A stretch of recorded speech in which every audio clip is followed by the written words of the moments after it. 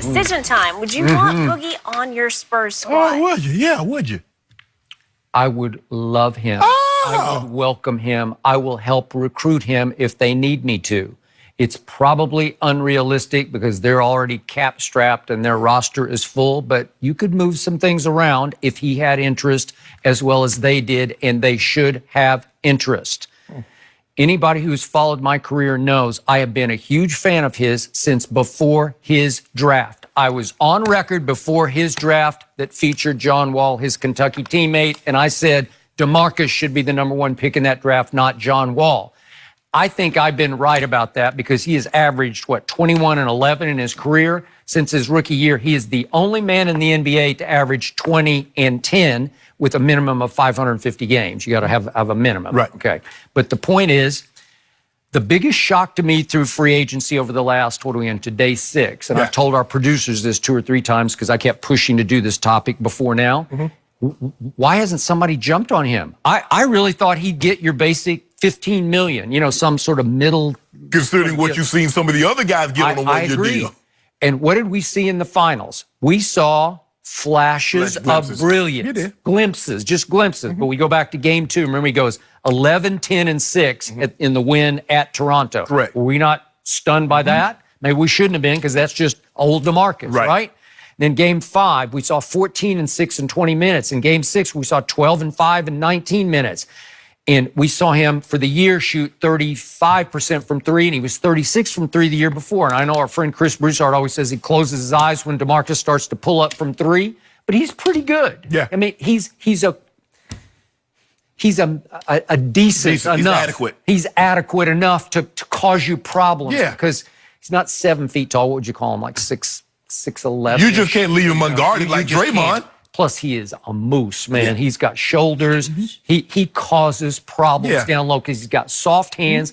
And by the way, one thing Greg Popovich has most valued is a center who can pass the basketball. Can he pass it? Yes. You better believe he can pass it.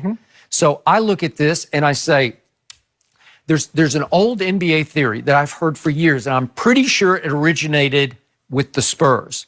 And it's called the one knucklehead theory. And the theory goes that you can win in the NBA, in the sport of basketball, with one knucklehead, but you can't win with 2. Right. Okay, can DeMarcus be knuckle-headed occasionally? Yeah. Yes, he can. Do I think his heart is in the right place? I do. Now, you covered him, and I know him a little bit. I've sat with him one time and talked with him. I just think, can he be a little wacky sometimes? Does he have maybe one screw loose occasionally? Does he get over-emotional and just go completely over the edge? Yes. Yes. Does he think the world's out to get him, the referees? Yes, he does. Yet, did I see growth last year? Did I see humility? Because he's been humbled because of his injuries. Because not only did he come off the Achilles, then he tore his quad. He didn't rupture his quad, but he tore it. Right. Did that make him grow up a little bit? Did Golden State help him grow a little bit? I believe so. Okay, so if you add him to what has already been added back to the Spurs, because DeJounte Murray is going to be one of the best point guards in basketball, and he wrecked his knee in the preseason last year, so I'm assuming he's going to be full speed coming back. They just went and got DeMarre Carroll, who's an excellent wing defender as well as a three-point shooter.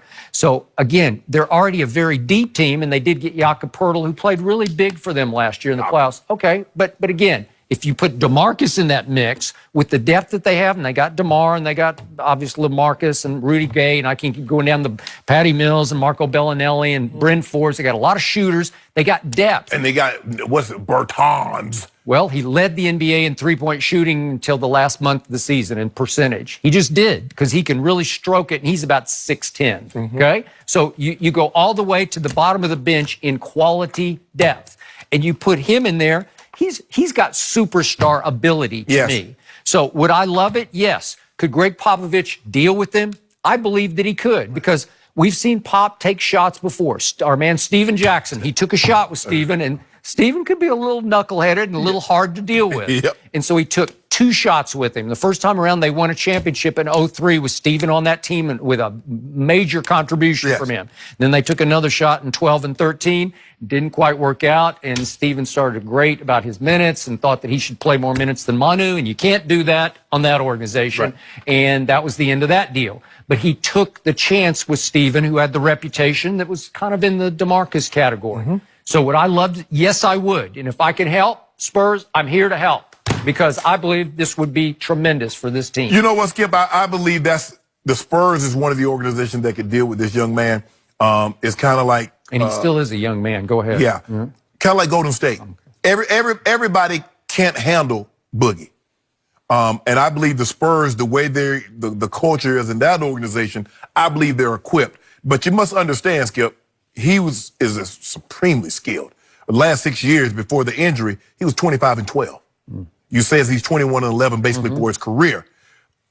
Boogie was always a under the rim player. He didn't play above the rim. I agree. But now the injuries have kind of robbed him of what lift that he did have. So now he's kind of a grounded player. Skip, the guy could give you 40 and 20. Easy, without blinking an eye. Before he got injured, we thought, okay, who's a better big man? Him, Anthony Davis, or Joel Embiid? But the injury, Skip, has forced people to look like, okay, and he gave you 16 and 8. 16 and 8 is good if you didn't know what he's capable of doing before the injury. I agree. So basically, he's going to have to show that he's rebounded because the injuries are starting to happen with greater frequency, even though he is a young man. So the likelihood of him getting a long-term deal, Skip, he's probably going to be on a 2-year deal moving forward. I'm surprised, but I think people value him. They look at him like an Enes Kanter, $5 million. They look at him like a Robin Lopez, a $5 million. They look at him like that because of his injury history and because, he's still, like you said, he's over emotional. I mean, he gets a foul. It wasn't a foul. Man, I ain't fouled the guy. Next thing you know, he got a tech and they run him. But I do believe if he were to go to the Spurs, they could channel that energy in a good way and he could be beneficial. But I'm not really surprised, Skip, that he's having because it has to be the right situation. As talented as he is, he can't help everybody in the way that you would think. He needs to go to a stable organization that has some veteran presence and have a very, very, very coach that is entrenched. That's no BS type. That's Pop. They have LaMarcus. They have Rudy Gay. They have DeMar DeRozan. They have guys that have been there. So I think this would be a great fit for them. But if he can stay healthy, but I don't know if he can do that. Yeah, I agree. Because normally I don't know either. Skip, the Achilles normally is not the year after you do it. It's 2 years later that if you're going to return to what you were, this is the time. So he should be a little better. Hopefully he has a chance because he's been rehabbing. It's hard to get better when you rehab as opposed to training. Because rehab, you're just trying to get back to be functional. Train, you get an opportunity to put your body through situations that you're going to encounter in the game. So it would be great for me if he signed with San Antonio, but I would feel sorry for him in this regard. He obviously deserves more than whatever the minimum they could give him, a couple of $1 million. Right. That's all you got for a second straight year? After all you could have been, you look like you're on the path. He's about to get a monster contract, even though it might not have been in New Orleans. Had he not ruptured his Achilles, Skip, he's going to get a $100 million deal. $100 million. And it's kind of like Isaiah Thomas, except Isaiah's a mighty might who's kind of overachieving in Boston, and then he wrecked his hip. And it cost him a whole lot of money. But DeMarcus was maybe the best big man in basketball. I was making the case for a while. Since 2010, I think he has the most 25-10 games in the NBA. So, he get 40-20 like it's nothing. 30-20 is a walk in the park. Because he's that skilled, like you said, he can put the ball on the floor. He's great around the rim, decent free throw shooter, can shoot. He got 3-point range now. So he's very difficult. It's just that you look at what we saw and you said glimpses. But when he was healthy, it wasn't no glimpse. No. It was an assault all that game. Boogie give you work. So it'd be very interesting, even if you do sign number 2 today. And all of a sudden, you got a threat. I might got a few more for him. You got Utah and you got San Antonio. I might got Utah. We mess around and we signed Kawhi. Then the floodgates open, so now we can start filling roster spots. Really? Yeah. Oh man, we get that Boogie. Really? And plus, Boogie, you can come to Club Shay Shay because I know you be on that. You like that yak because you told me. Really? Okay. Me and Boogie. You do. You've already got Jared Dudley, so that's game over. There you go. Why you do that? Why you do that, man? Well, Boogie did just fire his longtime agent. He did. Good friend from Kentucky, Andrew Rogers. He signed with Jeff Schwartz from Excel Sports, who's a real mover and shaker in the industry. So if somebody can get something y'all done. know who the mover and shaker is. Who, Skip? Your man. Yo, Richie. Oh, clutch. Not Richie. All right. LeBron. Clutch. LeBron is clutch.